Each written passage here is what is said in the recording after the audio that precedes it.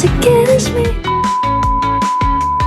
Halo semuanya, Assalamualaikum warahmatullahi wabarakatuh. Perkenalkan, nama saya Tani Ramadan dari program Studi Pendidikan Bahasa dan Sastra Fakultas FKIP Universitas Muhammadiyah Mataram. Di sini saya membuat video untuk menjelaskan bahasa Gen Z pada zaman sekarang. Contohnya seperti BTW, POV, dan GAS. Dan juga ada beberapa makna dari beberapa emoji yang digunakan pada zaman sekarang oleh banyak Gen Z. Bahasa selalu berkembang mengikuti zaman di era digital. Saat ini, generasi Z menghadirkan fenomena berbahasa yang unik, terutama di media sosial seperti TikTok, Instagram, dan YouTube. Mulai dari singkatan kata, menggunakan campuran bahasa Inggris, dan menggunakan hashtag dalam bentuk emoji dan campuran bahasa Inggris.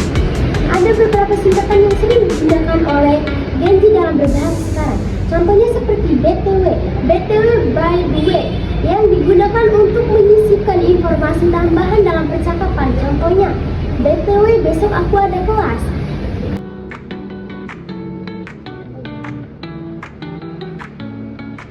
Sebenarnya hidup itu gak perlu berprestasi banget sih. Yang paling penting kita bisa bertanggung jawab untuk hidup kita, bisa makan,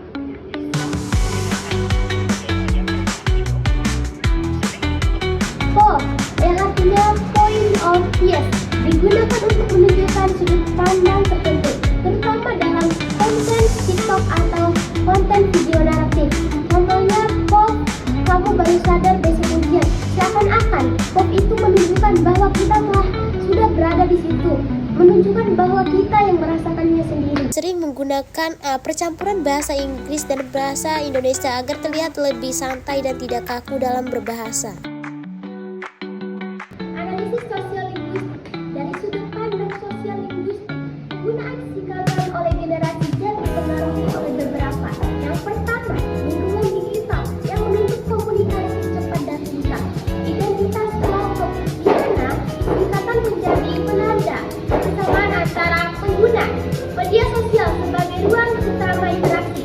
Singkatan membuat bahasa terasa lebih santai dan tidak formal, sehingga cocok digunakan dalam situasi non-resmi. Analisis sosial linguistik. Dari sudut pandang sosial linguistik, penggunaan singkatan oleh generasi Z dipengaruhi oleh beberapa. Yang pertama, lingkungan digital yang menuntut komunikasi cepat dan singkat. Identitas kelompok, di mana singkatan menjadi penanda kesamaan antara pengguna. Media sosial sebagai ruang utama interaksi.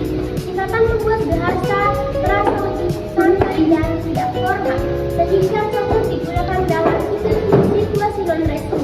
Semantik. Secara semantik, singkatan mengalami pengerasan makna seperti kata gas yang tidak lagi bermakna bahan bakar.